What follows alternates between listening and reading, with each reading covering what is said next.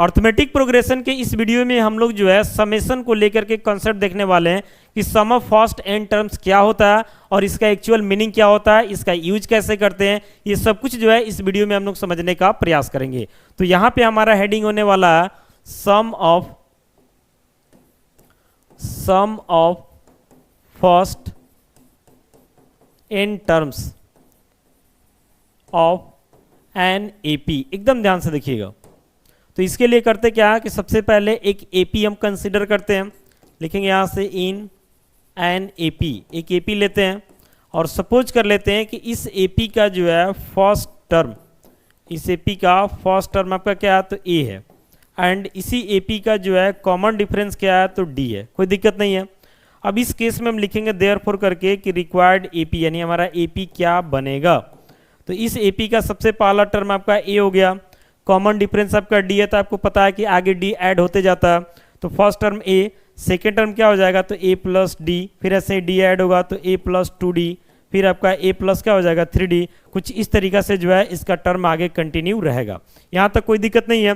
अभी आपका हो गया फर्स्ट टर्म, ये सेकेंड टर्म, ये थर्ड टर्म, ये फोर्थ टर्म, ऐसे ही fifth term, six term, seven term आते रहेगा, कोई सीमा नहीं है। अब यहाँ पे समझिए कि S1 का मतलब क्या होता है। जैसे यहाँ पे हम लिख रहे हैं S1, तो इस S1 का मतलब होता है sum of first one term, sum of first one term.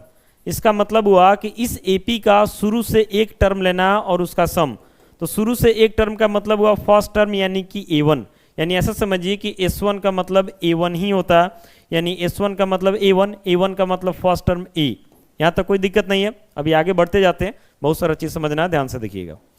फिर यहाँ पे हम लिखते हैं S2, तो इसका मतलब हो जाता सम ऑफ फर्स्ट टू टर्म्स, यानी शुरू से दो गो टर्म के सम के बारे में ये आपको बताता है। यानी S2 का मतलब हो जाता first term plus second term. थोड़ा इसको बढ़ाते हैं, तो S2 का मतलब फर्स्ट टर्म A1, A1 का मतलब A होता है, सेकेंड टर्म यानी A2 जो कि क्या था तो A प्लस D था, कोई दिक्कत नहीं है। तो यहां से हो जाता है आपका S2 इक्वल टू A दो बार हो गया तो 2A हो जाएगा, प्लस क्या हो जाएगा तो D हो जाएगा। अब S2 को हम लिख सकते हैं 2A प्लस D, और A का मतलब आपका क्या है तो A का मतलब आपका S1 है। यहाँ से हम फॉर्मूला जनरेट कर रहे हैं जो काफ़ी इंपॉर्टेंट फॉर्मूला है। आप ध्यान से देखिए, इसका यूज भी हम बताएंगे। तो 2S1 प्लस क्या हो जाएगा तो D हो जाएगा। तो फाइनली यहाँ से हम लोग लिख सकते हैं S2 माइनस 2S1 किसके इक्वल तो D, यानी कि कॉमन डिफरेंस के इक्वल। अब देखिए आगे, जैसे मान लेते हैं बात करते हैं S3 का, तो इसका मतलब क्या हो जाता है तो sum of first three terms, sum of first three terms का बात हो रहा है। यानी ऐसा समझिए कि S3 का मतलब आपको समझना है कि A1 plus A2 plus A3, इसका एक्चुअल मतलब यही होता है, समझ रहे ना। एंड सो ऑन करके मान लेते हैं हम आगे बढ़ते हैं और यहाँ पे हम लिखते हैं S100, तो इसका मतलब हो जाता सम ऑफ फर्स्ट 100 टर्म्स। यानी ऐसा समझना है कि S100 जो है ना, इसका मतलब हो जाता है A1 plus A2 plus A3 plus and so on, कहाँ तक तो A100, यानी 100 टर्म्स का सम को ये क्या करता है इंडिकेट करता है। ऐसे ही एंड सो ऑन करके अगर हम लिखते हैं SN, क्या लिखते हैं SN, तो ये बताता sum of first n terms of an AP. यानी SN अगर हम लिख रहे हैं तो ये क्या बताता है तो sum of first n terms of an AP.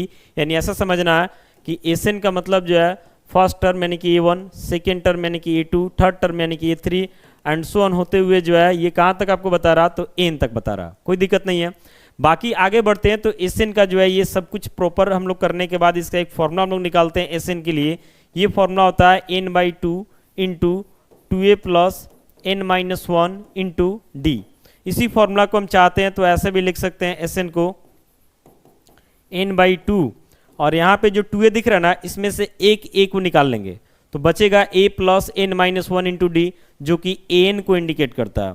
तो आप ऐसे भी लिख सकते हैं SN को n/2 into A plus AN, और AN का मतलब क्या होता है तो लास्ट टर्म। ये आपको पता होना चाहिए कि इसमें जो है, इसमें आपको A जो दिखाई दे रहा है ये A किसको इंडिकेट कर रहा है AP के, तो AP के फर्स्ट टर्म को इंडिकेट कर रहा है।